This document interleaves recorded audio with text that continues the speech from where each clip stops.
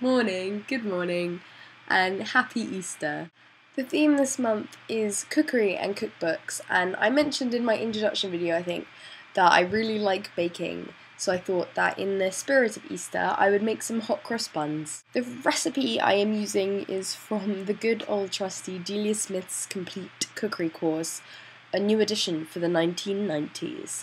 I've never made hot cross buns before, so we will see how this goes. Enjoy! First, heat 150 milliliters of water so that it's hot but you can still touch it. Then stir in 1 teaspoon of caster sugar and sprinkle in 1 sachet of dried yeast, leaving it until it becomes frothy. While you're waiting for that to happen, sift 1 pound or 450 grams of flour into a bowl. Add 1 teaspoon of salt and 1 teaspoon of mixed spice.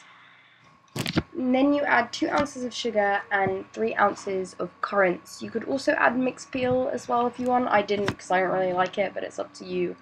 Sorry, I don't have clips of this. Take 1 egg, not that type of egg, crack it and whisk it all up. You're then going to add that whisked egg mixture as well as the yeast mixture from before into a well that you have made in the flour. Also, how much? 2 ounces of melted butter and 40 milliliters of milk.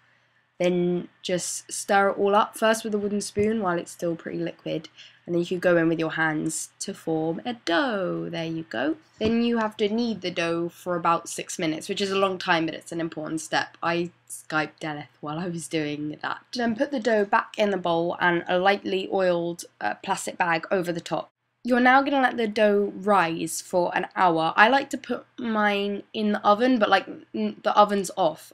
I don't know. So an hour later, you can take it out and take off the plastic, obviously.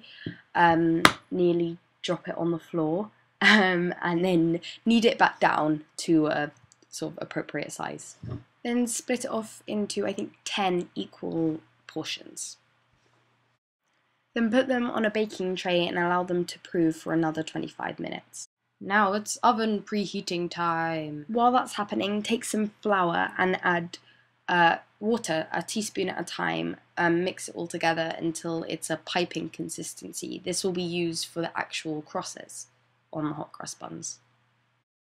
Now here comes the fun part. You're going to pipe the flour and water mixture in cross shapes, obviously, over the hot cross buns. If you don't have a piping bag, that's fine. I'm not really using a piping bag there. You can just use a sandwich bag or something and cut a small hole at the top. It also doesn't have to be particularly neat or clean. Now cook your hot cross buns for 15 minutes. Take them straight out of the oven and wash them with a mixture of sugar and water. And there you go. That's it. You're done. Eat them with butter and jam if you feel like it. Yeah. Well, I hope you enjoyed that, and I look forward to seeing what Delilah does on Wednesday.